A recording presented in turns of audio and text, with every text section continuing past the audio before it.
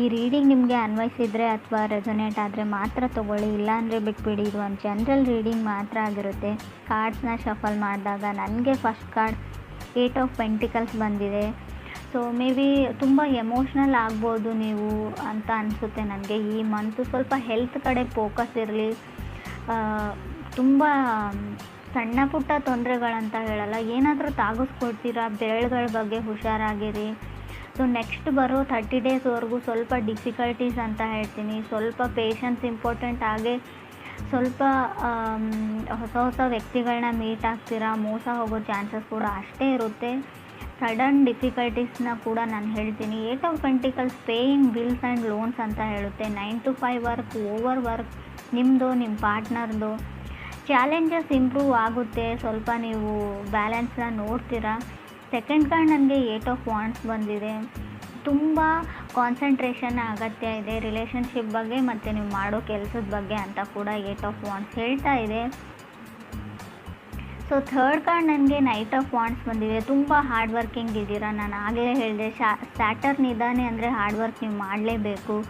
So ಕೆಲವರು ಈ ಚಾಲೆಂಜಸ್ಸಿಂದ ಹೊರಗಡೆ ಹೋದ್ರಾಯ್ತು ಅನ್ನೋ ಪ್ಲ್ಯಾನಲ್ಲಿದ್ದೀರಾ, ಬಟ್ ಅದು ಹಾಗಾಗೋದಿಲ್ಲ. ನೀವು ಅದನ್ನೆಲ್ಲ ಕ್ಲಿಯರ್ ಮಾಡೇ ನೀವು ಲೈಫ್ ಇರೋದೇ ಹಾಗೆ, ಏನೂ ಮಾಡೋಕ್ಕಾಗೋದಿಲ್ಲ.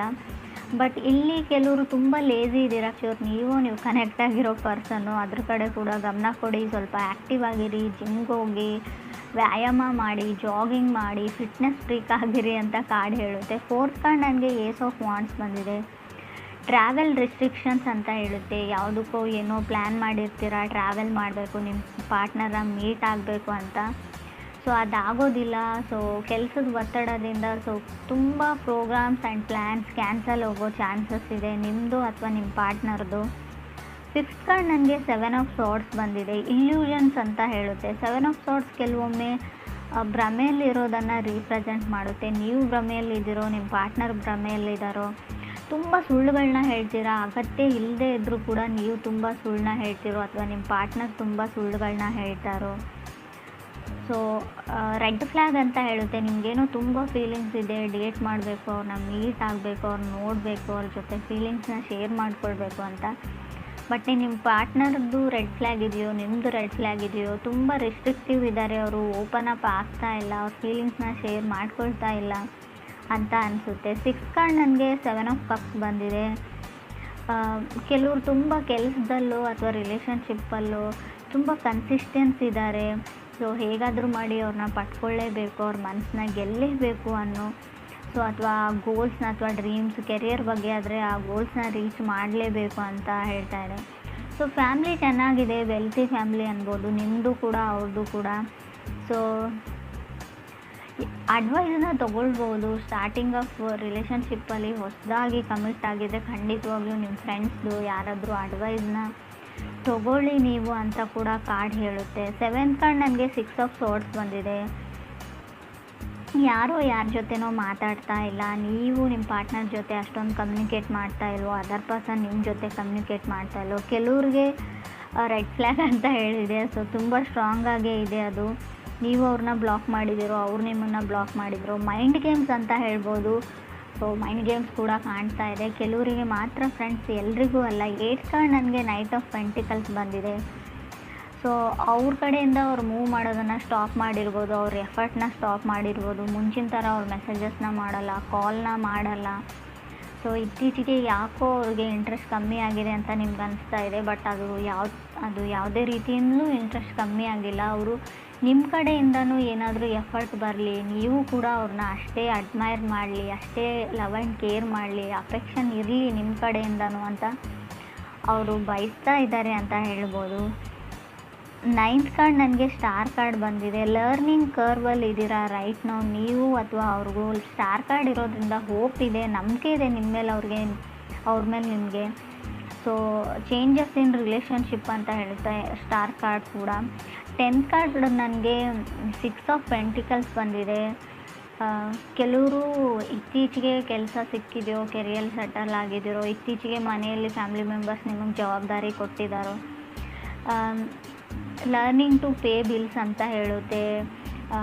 ಏನಾದರೂ ಡೀಪ್ ಸ್ಟಫ್ನ ಬೈ ಮಾಡೋದು, ಪ್ರಾಪರ್ಟಿ ಖರೀದಿ ಮಾಡೋದು, ವೆಹಿಕಲ್ಸ್ನ ತೊಗೊಳ್ಳೋದು, ತುಂಬ ರೆಸ್ಪಾನ್ಸಿಬಿಲಿಟೀಸ್ನ ತೊಗೊಳ್ತಾ ಇದ್ದೀರಾ ಕ್ಯೂರು ಅಂತ ಕೂಡ ಕಾರ್ಡ್ ಹೇಳುತ್ತೆ. ತುಂಬ ಲೇಝಿ ಇದ್ದರೆ ಮುಂಚೆ ಫ್ಯಾಮಿಲಿ ಮೆಂಬರ್ಸ್ ನೋಡ್ಕೊಳ್ತಾರೆ, ಪೇರೆಂಟ್ಸ್ ನೋಡ್ಕೊಳ್ತಾರೆ, ಸೊ ಅದ್ರ ಬಗ್ಗೆ ಎಲ್ಲ ನಾನು ಯೋಚನೆ ಮಾಡಲ್ಲ ಅಂತ ಅಂದ್ಕೊಳ್ತಿದ್ರಿ. ಬಟ್ ಇತ್ತೀಚೆಗೆ ಎಲ್ಲ ಜವಾಬ್ದಾರಿಗಳು, ಸೊ ಇದು ನಿಮ್ಮ ಜೊತೆ ಆಗ್ತಾ ಇರ್ಬೋದು ಈ ಸಿಚುವೇಶನ್, ಅಥವಾ ನಿಮ್ಮ ಪಾರ್ಟ್ನರ್ ಲೈಫಲ್ಲಿ ಕೂಡ ಆಗ್ತಾ ಇರ್ಬೋದು ಅಂತ ಕಾರ್ಡ್ಸ್ ಹೇಳುತ್ತೆ. 11th ಕಾರ್ಡ್ ನನಗೆ 8 ಆಫ್ ಕಪ್ಸ್ ಬಂದಿದೆ. ವಾಕಿಂಗ್ ಅವೇ ಅಂತ ಹೇಳ್ಬೋದು. 8 ಆಫ್ ಕಪ್ಸ್ ಯಾರಿಂದನೂ ನೀವು ದೂರ ಸರಿಯೋಕ್ಕೆ ಟ್ರೈ ಮಾಡ್ತಾ ಇದ್ದೀರಾ. ಕೆಲವರು ಸ್ವಲ್ಪ ಮಟ್ಟಿಗೆ ಇಗ್ನೋರ್ ಮಾಡ್ತಾ ಹೋಗ್ತಾ ಇದ್ದೀರಾ ಅಂತ ಹೇಳ್ಬೋದು. ಫ್ರೆಂಡ್ಸ್, ಇದು ಎಲ್ರಿಗೂ ಅಲ್ಲ, ಕೆಲವ್ರಿಗೆ ನಿಮ್ಮ ಪಾರ್ಟ್ನರ್ ನಿಮ್ಮನ್ನು ಇಗ್ನೋರ್ ಮಾಡ್ತಾ ಇದ್ದಾರೋ ಅಥವಾ ನೀವು ನಿಮ್ಮ ಪಾರ್ಟ್ನರ್ನ ಇಗ್ನೋರ್ ಮಾಡ್ತಾ ಇದ್ರೋ, ದೂರ ಹೋಗಬೇಕು ಅಂತ ಅನಿಸಿದೆ. ಕೆಲವ್ರಿಗೆ ಇಂಟ್ರೆಸ್ಟ್ ಕಮ್ಮಿ ಆಗಿದೆ ಅಂತ ಕೂಡ ಹೇಳುತ್ತೆ. ಆಗಲೇ ಹೇಳಿದೆ, ಏನಾದರೂ ಪ್ರಾಪರ್ಟಿನ ಬೈ ಮಾಡ್ತೀರಾ ಅಂತ. ಕೆಲವರು ಮನೇನ ಪರ್ಚೇಸ್ ಮಾಡಬೇಕು ಅಂತ ಅಂದ್ಕೊಂಡಿದ್ದಾರೆ. ಕೆಲವರು ಓವರ್ ಕಮಿಟ್ ಆಗಿದ್ದೀನಿ ಅಂತ ಅನ್ನಿಸ್ತಾ ಇದೆ. ನಾನು ಆಗಲೇ ಹೇಳಿದೆ, ಯಾವುದ್ರ ಹಿಂದೆನೂ ಕೂಡ, ಯಾರ ಹಿಂದೆನೂ ಕೂಡ ನೀವು ತುಂಬ ರಶಲ್ಲಿ ಹೋಗಬೇಡಿ, ತುಂಬ ಓವರ್ ಕಮಿಟ್ ಆಗಬೇಡಿ ಅಂತ ಹೇಳುತ್ತೆ. ಸೊ ನಿಮ್ಮ ಮನಸ್ಸು ಏನು ಹೇಳುತ್ತೆ ಅದನ್ನು ಮಾಡಿ, ಪರವಾಗಿಲ್ಲ. ಆದರೂ ಕೂಡ ಅವ್ರಿಗೆ ನೀವು ಹೆಸಿಟೇಟ್ ಮಾಡ್ತಾ ಇದ್ದೀರಾ, ಇರಿಟೇಟ್ ಮಾಡ್ತಾ ಇದ್ದೀರಾ ಅನ್ನೋದ್ರ ಬಗ್ಗೆ ಕೂಡ ಯೋಚನೆ ಮಾಡಿ. ಸ್ವಲ್ಪ ಸ್ಟಾರ್ಟಿಂಗಲ್ಲಿ ಸ್ವಲ್ಪ ಪೇಷನ್ಸ್ ಇಂಪಾರ್ಟೆಂಟ್ ಆಗುತ್ತೆ. ಅವ್ರನ್ನ ನೀವು ಅರ್ಥ ಮಾಡ್ಕೊಳ್ಳೋಕೆ ಟ್ರೈ ಮಾಡಿ, ಅಥವಾ ನೀವು ಅವರು ನಿಮ್ಮನ್ನು ವೈಸ್ ವರ್ಸ ಅಂತ ಕಾರ್ಡ್ ಹೇಳುತ್ತೆ. 12th ಕಾರ್ಡ್ ನನಗೆ 2 ಆಫ್ ಸಾರ್ಡ್ಸ್ ಬಂದಿದೆ. 13th ಕಾರ್ಡ್ ಏಸ್ ಆಫ್ ಸಾರ್ಡ್ಸ್ ಬಂದಿದೆ. ಸೊ ಅವ್ರು ಯಾಕೋ ಮಾತಾಡ್ತಾ ಇಲ್ಲ ನಿಮ್ಮ ಜೊತೆ ಅಂತ ಅಂದ್ಕೊಳ್ತೀನಿ ನಾನು. ನಿಮ್ಮ ಪಾರ್ಟ್ನರ್ ನಿಮ್ಮ ಜೊತೆ ಮಾತಾಡ್ತಾ ಇಲ್ಲ. ಸೊ ತುಂಬ ಸೇಫ್ ಗೇಮ್ ಆಡ್ತಾರೆ ಅವರು, ಸೇಫಾಗಿರೋಕ್ಕೆ ಟ್ರೈ ಮಾಡ್ತಾರೆ. ಮೇ ಬಿ ಕೆಲವ್ರಿಗೆ ತುಂಬ ಟಾಕ್ಸಿಕ್ ರಿಲೇಷನ್ಶಿಪ್ಪಲ್ಲಿದ್ರಿ, ನಿಮ್ಮ ಫ್ಯಾಮಿಲಿ ಮೆಂಬರ್ಸ್ ನಿಮ್ಮನ್ನು ಸೇವ್ ಮಾಡಿದರು, ಆ ವ್ಯಕ್ತಿ ಸರಿಯಿಲ್ಲ ಅಂತ ಹೇಳಿದರು, ಅದಾದಮೇಲೆ ನೀವು ಹೊರಗಡೆ ಬಂದ್ರಿ. ಸೊ ಟೈಮ್ ಟು ಲರ್ನ್ ಅಂತ ಹೇಳುತ್ತೆ. ಕಲಿಯೋದಕ್ಕೆ ತುಂಬ ಇದೆ ಅವ್ರಿಗೆ ಲೈಫಲ್ಲಿ, ಅದನ್ನು ಕಲಿಯೋದಕ್ಕೆ ಟ್ರೈ ಮಾಡಿ, ಲೈಫ್ ಲೆಸನ್ಸ್ನ ಕಲೀರಿ ಅಂತ ಹೇಳುತ್ತೆ. ಇನ್ನೂ ತುಂಬ ಟೈಮ್ ಇದೆ ನಿಮಗೆ. ಯಾವ ವ್ಯಕ್ತಿಗಳು ಯಾವ ಥರ, ಯಾರ ಜೊತೆ ಹೇಗೆ ನಡ್ಕೊಳ್ಬೇಕು ಅನ್ನೋದನ್ನು ಕಲೀರಿ. ಯಾವಾಗಲೂ ಫನ್ ಆ್ಯಂಡ್ ಜೋಕಲ್ಲೇ ಇರಬೇಡಿ ಅಂತ ಕೂಡ ಕಾರ್ಡ್ ಹೇಳುತ್ತೆ. ಕೆಲವೊಮ್ಮೆ ನೀವು ಮಾಡೋ ಜೋಕು ಕೆಲವ್ರಿಗೆ ತುಂಬ ಹಾರ್ಟ್ ಆಗಿದೆ ಅಂತ ಕೂಡ ಹೇಳುತ್ತೆ. 6 ಆಫ್ ಪೆಂಟಿಕಲ್ಸ್ ಮತ್ತು 8 ಆಫ್ ಕಪ್ಸ್ ಇರೋದ್ರಿಂದ ಸೊ ನೀವು ಜೋಕ್ ಅಂತ ಮಾಡ್ತೀರಾ, ಬಟ್ ಏನೂ ಯಾರಿಗೋ ಹರ್ಟ್ ಮಾಡಿದ್ದೀರಾ. ಇದರಿಂದ ಅವ್ರು ಶಟ್ ಡೌನ್ ಆಗಿದ್ದಾರೆ, ಕಮ್ಯುನಿಕೇಟ್ ಮಾಡ್ತಾ ಇಲ್ಲ, ನಿಮ್ಮ ಜೊತೆ ಮಾತಾಡ್ತಾ ಇಲ್ಲ. ಇತ್ತೀಚೆಗೆ ಯಾಕೋ ಇಗ್ನೋರ್ ಮಾಡ್ತಾ ಇದ್ದಾರೆ. ರಿಜೆಕ್ಟೆಡ್ ಫೀಲಿಂಗಲ್ಲಿ ನೀವಿದ್ದೀರೋ, ನಿಮ್ಮ ಪಾರ್ಟ್ನರ್ ಇದ್ದೀರೋ. ತುಂಬ ಏನೋ ಮೊದಲಿನ ಥರ ಇಲ್ಲ, ತುಂಬ ಚೇಂಜಸ್ನ ನೋಡ್ತಾ ಇದ್ದೀನಿ. ಸ್ವಲ್ಪ ಚೇಂಜ್ ಆಗ್ತಾ ಇದ್ದಾರೆ ನನ್ನ ಪಾರ್ಟ್ನರ್ ಅಂತ ಅನ್ನಿಸ್ತಾ ಇದೆ ನಿಮಗೆ.